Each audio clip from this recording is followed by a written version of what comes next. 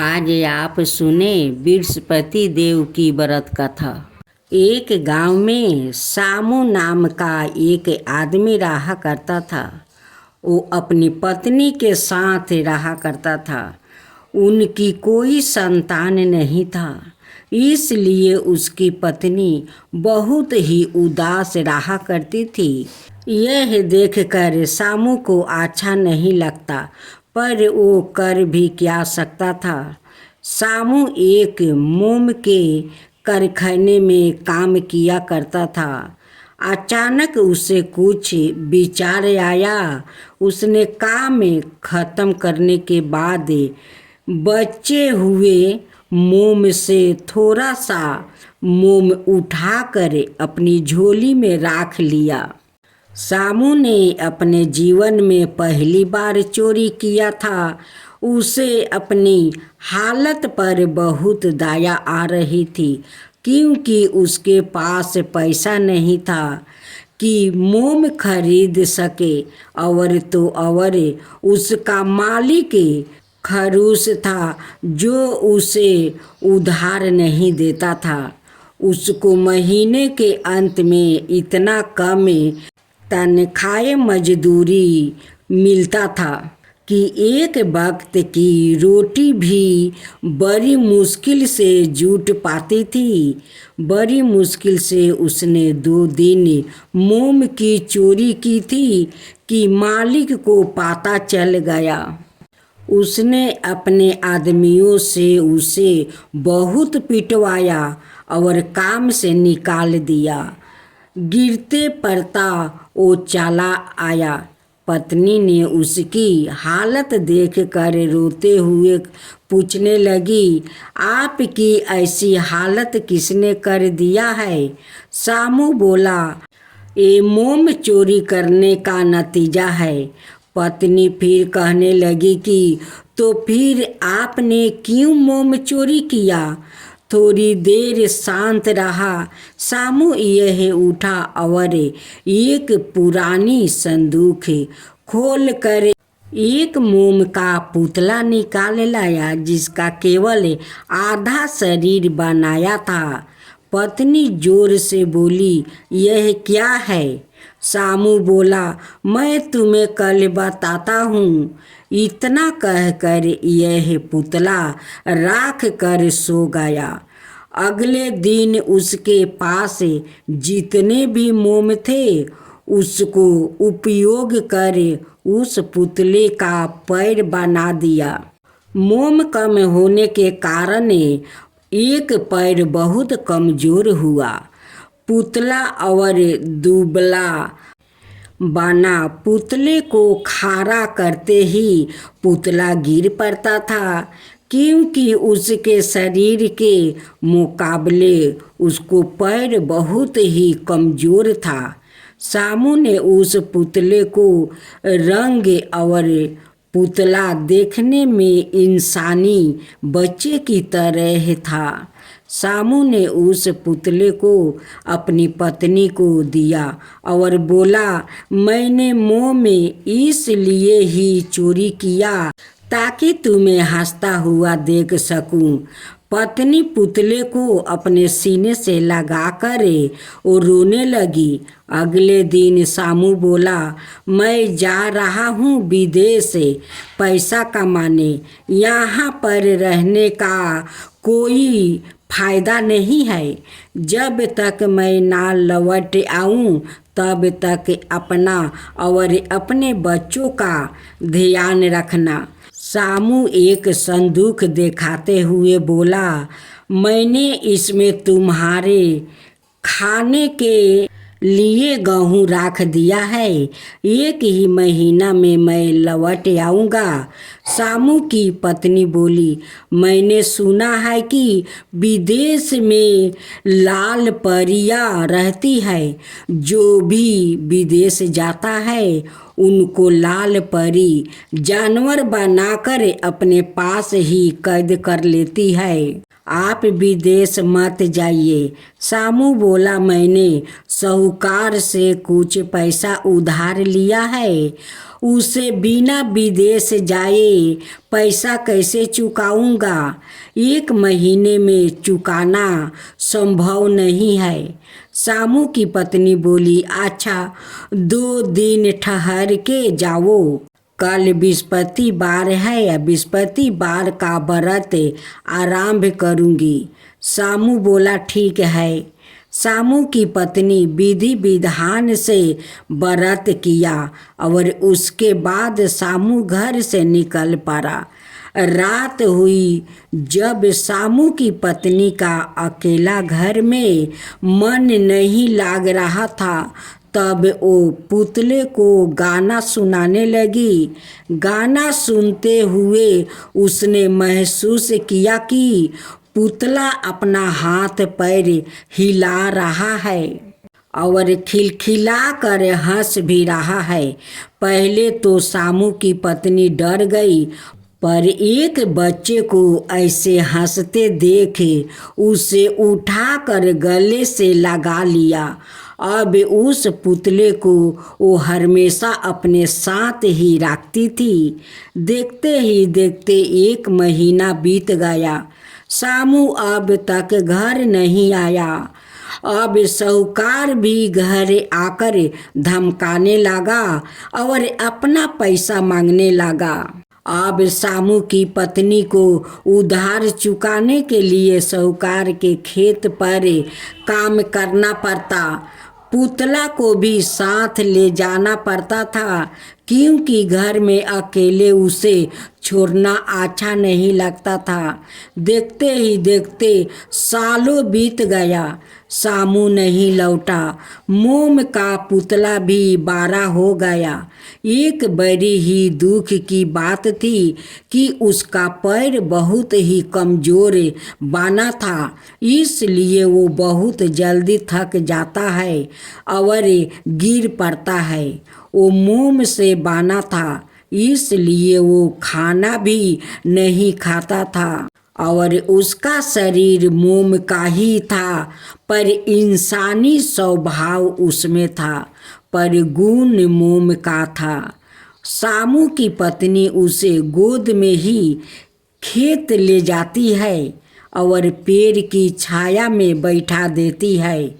पर एक दिन जब सामू की पत्नी कड़ी धूप में फसल काट रही थी, तब पुतला भी उसके साथ फसल काट रहा था। सामू की पत्नी बोली, बेटा जाकर बैठ जाओ वरना चोट लग जाएगी। पर वो माई की मदद करना चाहता था। जैसे जैसे धूप तेज हो रही थी, पुतला गल रहा था। उसे गलते देख सामू की पत्नी उसे अपने आंचल से ढाक ली और तुरंत घर लौट आई। सामू की पत्नी अब पुतले को धूप में बाहर नहीं जाने देती है और उसे पीगू नाम से पुकारती, ताकि वो भूल से भी उसे गर्मी तक ना जाने दे। दिन बीतते देर नहीं लगती है। देखते ही देखते पुतला 16 साल का हो गया। पीगू सामू की पत्नी को माई कहकर पुकारता था। उनसे उसे पूछा, माई आप अकेले क्यों रहती है? बाबूजी कहाँ है? सामू की पत्नी बोली, मुझे बोल कर गया है कि 1 महीने में वापस आ जाएगा, पर अब तक नहीं आया। पता नहीं किस हाल में होगा। किसी से संदेश भी नहीं भेजाया। मैंने उन्हें कहा था विदेश ना जाइए, पर उन्होंने मेरी बात नहीं सुनी। शायद लाल परिया ने उन्हें जानवर बना दिया है, इसलिए वो नहीं लौटा। पीगू बोला, माई मैं बाबूजी को लेकर आऊँगा। सामू की पत्नी हंसी और बोली, तुम कैसे जाओगे? एक तो तुम्हें पता नहीं है कि वो कहाँ है, और तो और बाहर कितनी धूप होती है, तुम पिघल जाओगे और तुम्हें चलने में कष्ट होता है। कहीं गिर गया और कोई बैलगाड़ी तुम्हें कुचल दिया तो मैं क्या करूँगी? अकेले मैं तुम्हें जाने नहीं दूंगी। एक दिन रात के अंधेरे में अपने बाबूजी के कपड़े पहन कर चल पड़ा बाबूजी को ढूंढने। सुबह होने पर सामू की पत्नी पीघू को ना पाकर रोने लगी। ऐसे ही कई दिन बीत गया। उधर पीघू तेज धूप होने से पहले ही गाछ के छाया में छुप जाता है और शाम होने पर अपने बाबूजी को ढूंढने निकल पड़ता है। वो रात में थोड़ी देर रुक कर आराम करता है और फिर चल पड़ता है। आखिर उसने अपने बाबूजी को ढूंढ ही लिया, जो लाल परी सुगा बना चुकी थी। फिर बृहस्पतिवार का व्रत भी आ गया। सामू की पत्नी बृहस्पतिवार का दिन वो निर्जला उपवास थी। उस दिन उसे अजीब सी बेचैनी हो रही थी। उसे बहुत ही गर्मी लग रही थी और पसीने से उसका शरीर भीग रहा था। उधर पीघू अपने बाबूजी को बचाने पहुंच गया। लाल परिया के राजिया लाल परियों ने उन्हें सुगा बना दिया था। लाल परियों का जादू पीघू पर नहीं हो रहा था, क्योंकि वो तो मोम का पुतला था। परियों का जादू केवल इंसान पर ही चल सकता था। उसे कड़ी धूप में बाहर हाथ पाँव बांध कर फेंक दिया गया, पर वो नहीं पिघला। फिर लाल परियों ने उसे जलती हुई अग्नि कुंड में फेंक दिया। उसका सारा शरीर पिघल गया, पर सिर नहीं पिघला। परियों को आश्चर्य हो रहा था, क्योंकि उनका जादू उस पर नहीं चल रहा था। एक जादूगर ने अपनी शक्ति से पता लगा ली आखिर ऐसा क्या हो रहा था। पीघू की माई बृहस्पति देव की व्रत कर रही थी, जिस कारण उसके पुत्रा का ऊपर आई हुई संकट टल रही थी। लाल परियों ने उसे पूछा, तुम आखिर यहाँ क्यों आए हो? पीघू ने सब कुछ बताया। फिर परियों ने उसका अपने परिवार के प्रति प्रेम देखकर उसके बाबूजी को ठीक कर दिया। पीघू को केवल सिर ही शेष बचा था, बाकी शरीर गल चुका था। सामू अपने बेटे के सिर लिए उसे आश्चर्य से देख रहा था कि यही पुतला है जिसे मैंने बनाया था, और आज यह मुझे बचाने आया है। पर इसकी हालत तो देखो, मुझे यह अच्छा नहीं लग रहा है। लाल परिया ने सामू को मोम दिया और उसने उस मोम से पीघू का दोबारा शरीर बनाया। इस पर उसका पैर कमजोर नहीं था। अचानक एक तेज रोशनी हुई और एक क्षण में पीघू का शरीर मोम का ना रहा, बल्कि इंसान का शरीर बन गया था। उधर अगले दिन सामू की पत्नी ने बृहस्पतिवार का पारण का केवल विधि ही किया। वो केवल खाना जूठा की और घर के बाहर बैठ गई। उसे पीघू की बहुत याद आ रही थी। तभी उसके सामने पीघू और उसका पति प्रकट हो गया। वो सुंदर कपड़े पहने हुए थे और हीरे मोती से भरा एक थैली अपने पीठ पर लदे हुए थे। सामू की पत्नी उन्हें देखकर जोर जोर से रोने लगी। पीघू माई के सीने से जा लगा। उसकी माई बहुत खुश हुई यह जानकर कि अब पीघू आम इंसान की तरह रह सकता है। विस्पति भगवान का व्रत के प्रभाव से वो मोम का पुतला इंसान में बदल गया। अब वो तीनों अपना घर में खुशी खुशी से अपना जीवन बिताने लगा।